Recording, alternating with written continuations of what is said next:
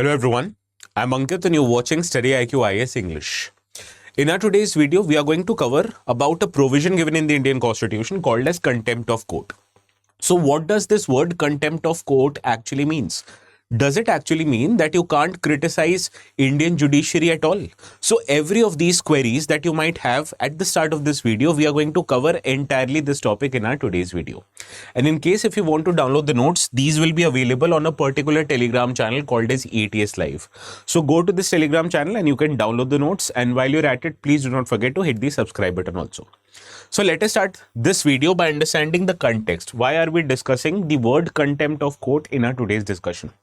Now you may recall that recently there has been a spate of criticisms levied against the conduct of Chief Justice of India, and not just that, many people have criticized various judgments passed by High Courts and Supreme Court in the country. So this creates certain concerns in the Indian paraphernalia. First of all, it raises eyebrow whether people are trying to diminish the authority of India's judiciary, or by disparaging the conduct of CJI, are they trying to intentionally obstruct the delivery and administration of justice? So this is the basis on why many people have demanded starting of contempt proceedings against the people who have made such contempts or such comments for the judiciary. So in this regard, in what cases can contempt of court be levied against a person, or in what cases it can't? That differentiation is very necessary if we have to understand this topic entirely. So this is what we are going to do in our today's video. Okay.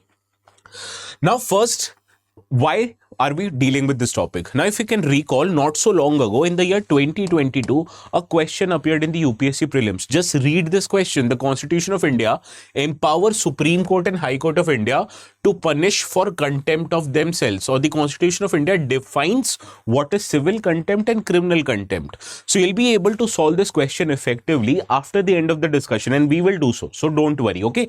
So this is why I picked up this topic. Not just this is an interesting topic, but it is also very essential from an exams perspective. Okay. So let us start with understanding what does the word contempt actually means. Now the phrase contempt of court actually is present in our Indian Constitution in different provisions. For example, Article 19, it provides to citizens of India the right to freedom of speech and expression. So freedom of speech and expression is a fundamental right provided to all Indian citizens. But you need to understand this fundamental right is not absolute. Rather, there are certain restrictions which can be imposed on your freedom of speech and expression, and these restrictions are called as reasonable restrictions, right? So these restrictions need to be reasonable, and one of the reasonable restrictions that can be imposed on a fundamental right is in cases of contempt of court. So this is the first instance where in the Constitution of India, the word contempt of court is mentioned. That is in the Article 19, subsection 2 of the Indian Constitution, which imposes the grounds on which you can reasonably restrict someone's freedom of speech and expression. Now, this is not it. Even if you look Article 129 and Article 215, if you read this provision, the Supreme Court of India shall be a court of record and thus shall have the powers of such court, including the power to punish for contempt of itself, which is also repeated in the case of High Courts in the Article 215. It also gives the power to High Court to punish for contempt of itself. So, in all, the word contempt of court has been mentioned in the Indian Constitution as far as 3 times in Article 19(2), in Article 129 and Article 215. Now let us understand what does the word court of record mean, right? Because if you can see here, it says that the Supreme Court shall be a court of record and every High Court shall be a court of record. So what is the meaning of court of record now? Court of record actually gives a designation to a court whose decisions are kept for future references. So suppose if Supreme Court gives a decision today, that decision can be referred to by any lawyer in any court of India, and this is the power given to Supreme Court because it is a court of record. And to allow other people to follow this judgment, the Supreme Court and high courts in the country are also given a power to punish people for not following their order. And this punishment that is offered to people if they don't follow the orders of Supreme Court, that punishment is called as contempt of court. Now we understood the word or the phrase contempt of court has been mentioned in the Constitution as much as 3 times. But still, the Indian Constitution does not give any guideline, does not highlight any procedure which the court should follow in case they want to try anyone for contempt of court. So this legal void, this legal lacuna was instead filled by a law passed by the Indian Parliament, that was Contempt of Court 1971. I will repeat, the Constitution mentions the word contempt of court, but it does not mention what is the rules and procedures the courts need to follow in case if they want to begin the proceedings of contempt of court. So this legal void is filled by the act passed by the Indian Parliament called as Contempt of Court Act 1971. So let us understand what this act says about what kinds of contempt are there and what are the necessary punishments that can be given. Now, according to this act, it states that contempt can be of 2 types. One is a civil contempt, another one is a criminal contempt. So what is the differences between the two? First, let us understand what is a civil contempt. Now, civil contempt, it actually means if somebody willfully disobeys any judgment given by the High Court or Supreme Court in the country. So if any willful disobedience happens to any judgment, order or writ passed by the Indian courts, particularly Supreme Court and High Courts, then it is called as a civil contempt. So civil contempt means willful disobedience. So in this regard, let us now understand what is the word criminal contempt means. Now, the word criminal contempt, it actually means that by any publication, be it writing, be it signs, be it words, be it some of your words you might have spoken, right? So by any publication, if you try to lower the authority of the court, or if by any publication you try to interfere with due judicial proceedings, or with any publication, if you try to interfere with any administration of justice, this is an example of criminal contempt. So on one hand, civil contempt was willful disobedience of the order of the High Court or Supreme Court. On the other hand, criminal disobedience is when you, by publication, willfully disparage the authority of the court, you willfully interfere with the judicial proceedings, or you willfully interfere with administration of justice, that is called as criminal contempt. Okay, so these are the differences on the different types of contempt.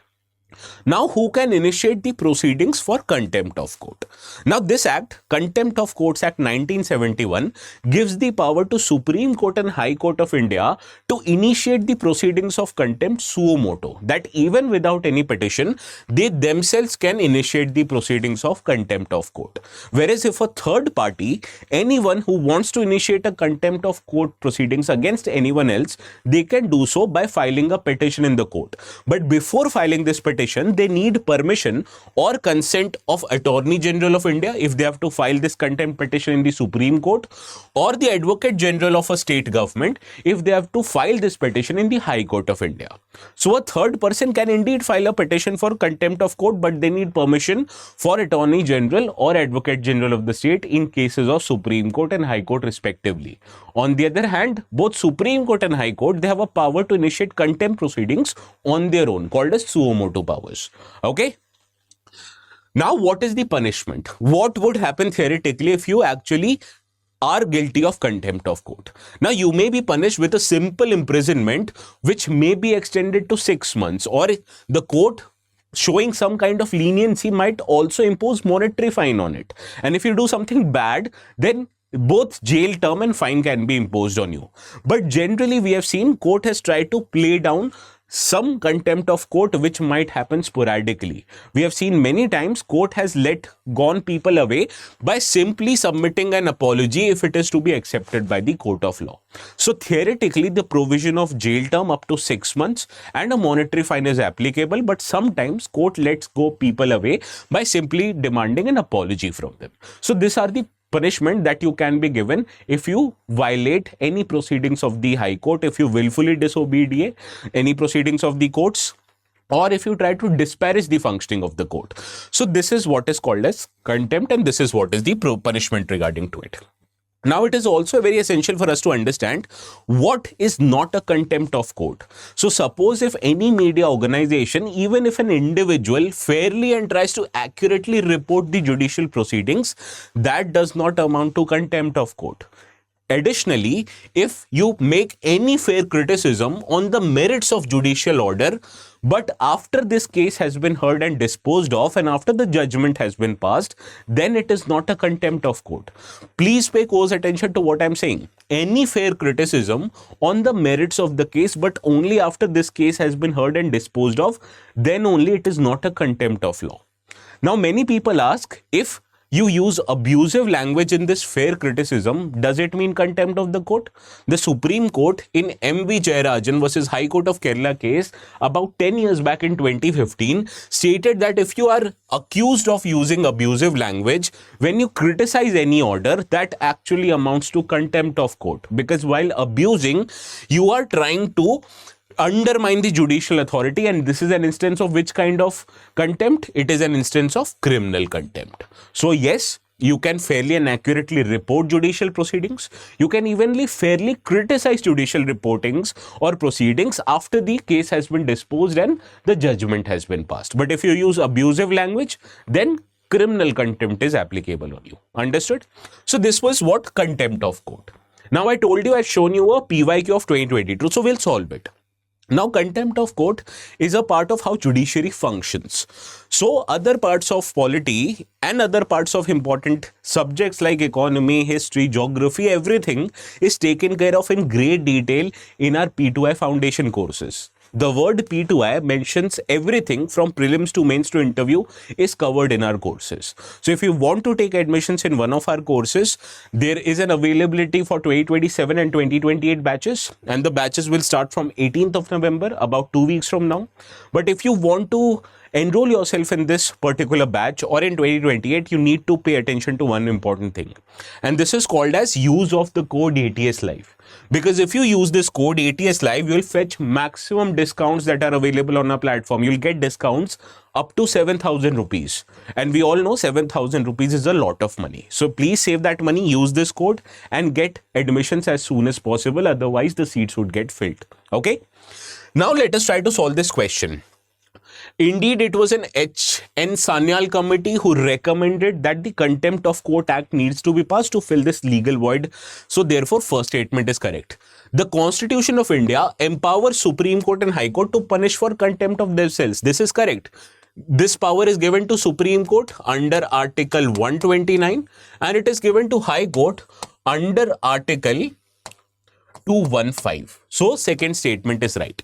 Now, the Constitution of India defines civil contempt and criminal contempt. Was it Constitution of India? No. It was the Contempt of Court Act 1971 that filled this legal void. So, third statement becomes incorrect. Fourth statement, in India, the parliament is vested with the power to make laws on contempt of court. Yes, this is correct. As we have seen, it was Parliament of India that passed the Act of Contempt of Court Act 1971. So from this discussion, third is incorrect. Rest 1, 2 and 4 are correct.